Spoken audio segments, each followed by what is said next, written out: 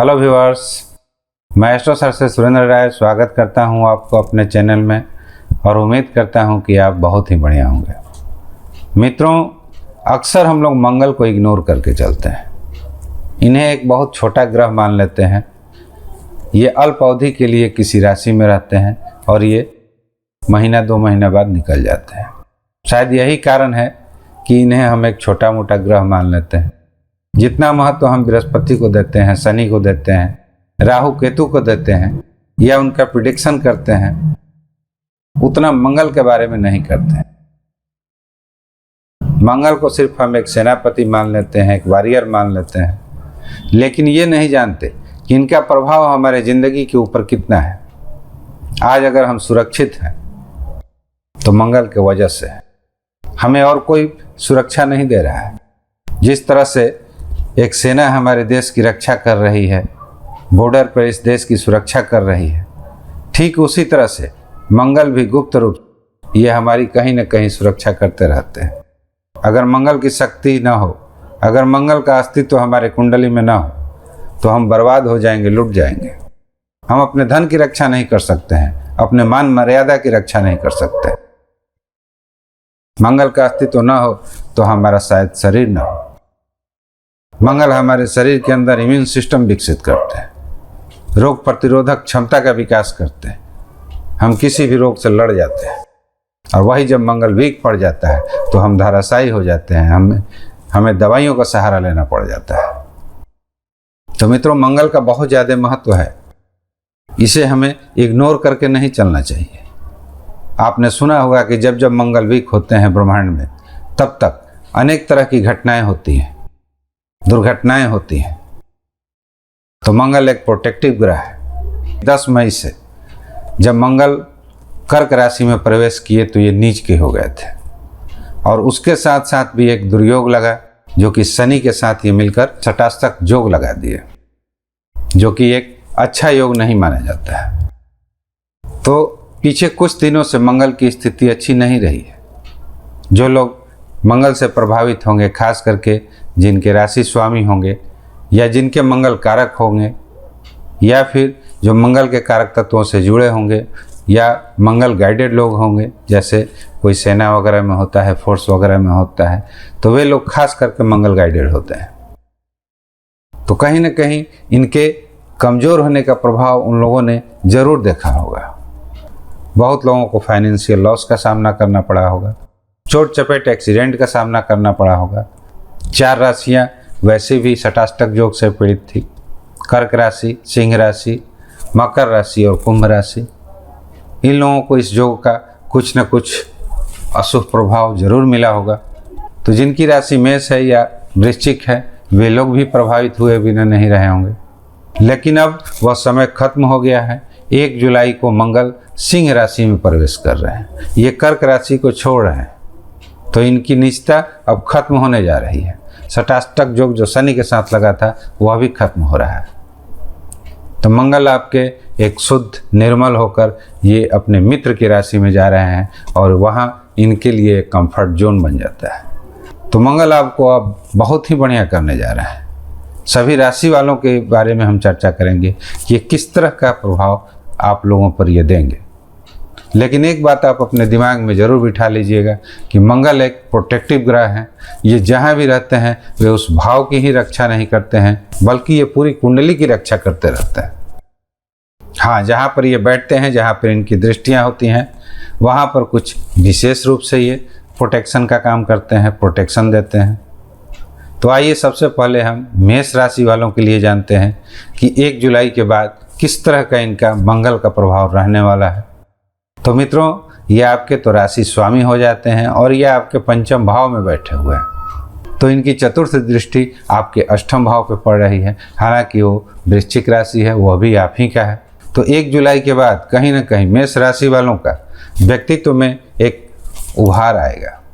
जीवन में अगर किसी असमंजस्य में थे, सही डिसीजन नहीं ले पा रहे थे, सही सोच पैदा नहीं हो रही थी, तो उन सारे चीज़ों पर आपको कहीं ना कहीं बेनिफिट होता हुआ नजर आएगा।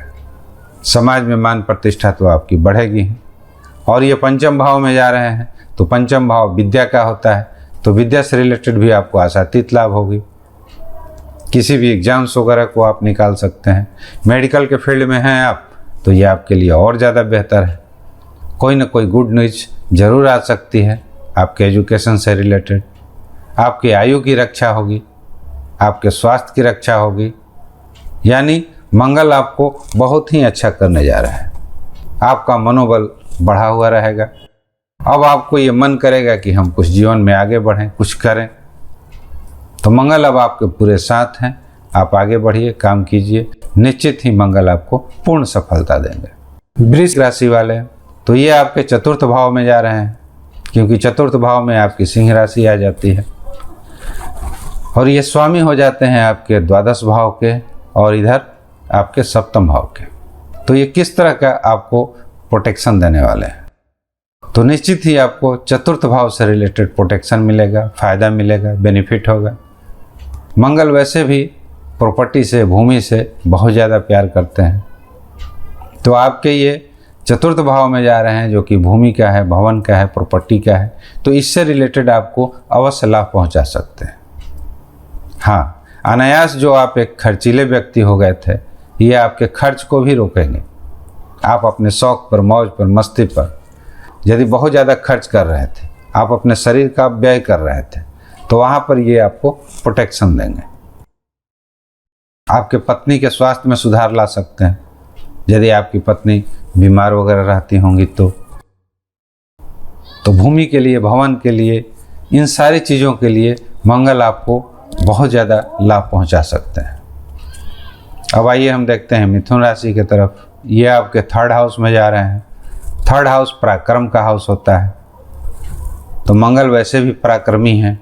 ये आपके पराक्रम को बढ़ा देंगे, आपके जोश को बढ़ा देंगे, आपकी मेहनत को बढ़ा देंगे। अपने आप में डबल पावर का अनुभव कीजिएगा, डबल ऊर्जा का अनुभव कीजिएगा। किसी भी समस्या से आपके अंदर ऐसी क्षमता आएगी कि आप उसे फाइट कीजिएगा, लड़ाई कीजिएगा।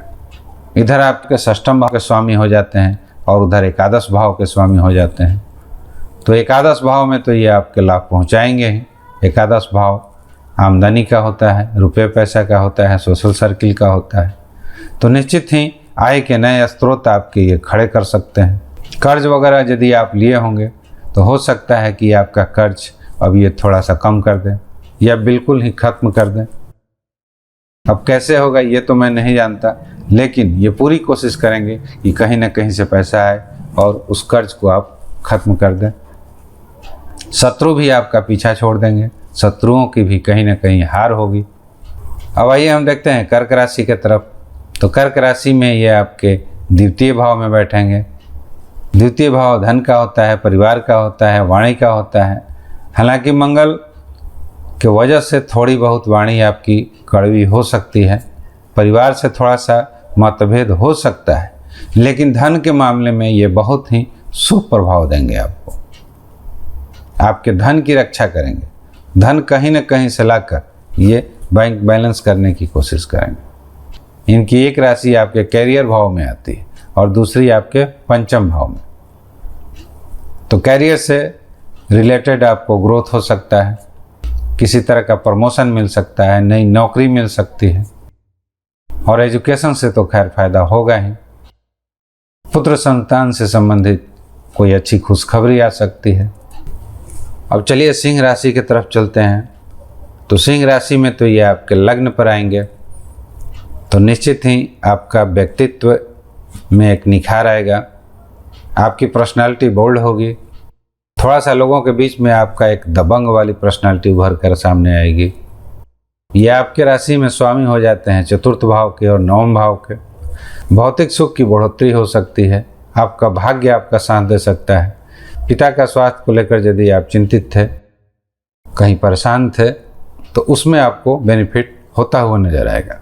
यानी पिता के स्वास्थ्य में सुधार हो सकता है। आपका भाग्य प्रबल बना रहेगा। कोई वाहन वगैरह की खरीद हो सकती है आपके जीवन में। अब देखते हैं हम कन्या राशि की तरफ। कन्या राशि में ये आपके द्वादश भाव में आएंगे। द्वादश भाव खर्च का है, देश विदेश का है। तो यदि विदेश से आपके कोई ताल्लुकात हैं, कोई आना जाना रहता है या जॉब वगैरह करते हैं, या एमएनसी वगैरह में काम करते हैं, तो उस दृष्टि से ये मंगल आपको बहुत ही शुभ परिणाम देंगे। ये आपके तृतीय भाव के स्वामी हो जाते हैं, आपके अष्टम भाव के स्वामी हो जाते हैं। पड़ोसियों से आपके रिश्ते मधुर बनाए रखेंगे, भाई बहनों का पूर्ण सहयोग देंगे और साहस भी आपकी चरम सीमा पर होगी। अब देखते हैं हम तुला राशि के तरफ। तो तुला राशि में ये आपके एकादश भाव में आने वाले हैं मंगल। एकादश भाव लाभ का होता है, इच्छा पूर्ति का होता है, सोशल सर्किल का होता है। तो कहीं न कहीं ये उत्तम लाभ की प्राप्ति अवश्य कराएंगे। जिस इनकम की आप तलाश में थे, यदि वो पूरा नहीं हो पा रही थी, तो ये मंगल निश्चित आपको फुलफिल कराएंगे। एक भाव इनका आपके सप्तम भाव में पड़ता है और दूसरा भाव आपके द्वितीय भाव में पड़ता है। तो ये आपके 2 लक्ष्मी स्थानों को ये कब्जा किए हुए हैं। तो इससे पूर्ण स्पष्ट होता है कि मंगल इस अवधि में आपको पूर्ण लाभ कराएंगे, यानी धन की वृद्धि तो ये हर कीमत पे आपको कराएंगे। हाँ, पत्नी का स्वास्थ्य वगैरह अगर आपका गड़बड़ चल रहा होगा तो उसमें भी आपको सुधार देखने को मिलेगा। अब देखते हैं वृश्चिक राशि के तरफ। तो ये आपके कैरियर भाव में आ रहे हैं, दसम भाव में आ रहे हैं। तो कैरियर से रिलेटेड आपका ग्रोथ हो सकता है, कोई प्रमोशन वगैरह रुका हुआ है तो आप पा सकते हैं। स्विच वगैरह करने के लिए यह समय आपके लिए बेहद अनुकूल है। ये आपके लग्नेश हैं, लग्न के स्वामी हैं। इस अवधि में किसी भी तरह से स्वास्थ्य को लेकर आपको समस्या पैदा होने वाली नहीं है। हाँ, कर्ज वगैरह यदि आप लेने की इच्छुक हैं तो ये मंगल आपको लोन वगैरह दिला सकते हैं। पहले से अगर कोई कर्ज है तो उसकी आपकी ये भरपाई भी करा सकते हैं। धनु राशि। धनु राशि में ये आपके भाग्य भाव में आ रहे हैं। भाग्य तो आपका प्रबल रखेंगे ही, पिता से भी आपके संबंध मधुर बनाएंगे। यदि पिता के स्वास्थ्य में किसी भी तरह की गड़बड़ी होगी, उनका इलाज अगर कहीं नहीं मिल पा रहा होगा, तो निश्चित ही ये मंगल उनकी इलाज की व्यवस्था करेंगे, उनका इलाज उपलब्ध करा देंगे। तो उनके स्वास्थ्य में सुधार देखने को आपको मिल सकते हैं। बाकी ये आपके द्वादश भाव के स्वामी हैं और पंचम भाव के स्वामी हैं। तो देश विदेश से यदि आपका कोई रिलेशन है, विदेश वगैरह जाना चाहते हैं तो आप जा सकते हैं, आपको निश्चित उससे बेनिफिट होगा। शिक्षा के क्षेत्र में आपको कोई अच्छी उपलब्धि मिल सकती है। पुत्र संतान की तरफ से कोई खुशखबरी आ सकती है। अब आइए हम देखते हैं मकर राशि के तरफ। तो मकर राशि में तो खैर मंगल जाकर ऊंच के हो जाते हैं, लेकिन ये फिलहाल आपके अष्टम भाव में जा रहे हैं। तो यदि किसी भी तरह की चिंताएं आपको परेशान की हुई थी, तो ये मंगल उस चिंता पर काबू करेंगे। आपकी सारी चिंताएं ये मंगल निश्चित ही दूर कर देंगे। एक भाव इनका आपके एकादश भाव में पड़ता है और दूसरा भाव आपके चतुर्थ भाव में। भूमि भवन से भी रिलेटेड आपको ये लाभ करा सकते हैं और आमदनी के नए स्रोत तो ये निश्चित ही खोलेंगे। यानी इनकम की दृष्टि से यह समय आपके लिए बेहद अनुकूल रहने वाला है। अब आइए हम कुंभ राशि के तरफ देखते हैं। तो ये आपके सप्तम भाव में जा रहे हैं। सप्तम भाव पति पत्नी का भी होता है, व्यापार वगैरह का भी होता है। तो यदि आपको पत्नी से रिलेटेड किसी भी तरह की समस्या थी तो उस समस्या का ये समाधान करेंगे। उनके स्वास्थ्य वगैरह को भी ये सही कर सकते हैं। व्यवसाय वगैरह से यदि आपका कोई रिलेशन है, व्यवसायिक प्रवृत्ति के हैं, व्यवसाय वगैरह करते हैं, तो उसमें ये मंगल आपको सुधार कर सकता है। इनका एक भाव आपके दसम भाव पर जाता है और दूसरा तृतीय भाव पर। तो दसम भाव कैरियर का होता है। कैरियर से रिलेटेड भी आपको ये कोई ना कोई ग्रोथ देंगे और तृतीय भाव में आपका पराक्रम ये बरकरार रखेंगे। तो इस पूरे अवधि में आपका पराक्रम, आपका मनोबल बढ़ा चढ़ा रहेगा। भाई बहनों का भी सहयोग मिलेगा। मीन राशि, तो ये आपके षष्ठम भाव में आ रहे हैं। यदि पहले से कोई आपका कर्ज वगैरह है तो कर्ज चुकता हो सकता है इस अवधि में। हाँ, नया कर्ज लेने की यदि योजना बना रहे हैं तो आपको आसानी से नया कर्ज भी मिल सकता है। यह आपके एक भाग्य भाव के स्वामी हैं और दूसरा धन भाव के स्वामी हैं। तो धन में भी आपकी बढ़ोतरी हो सकती है इस अवधि में।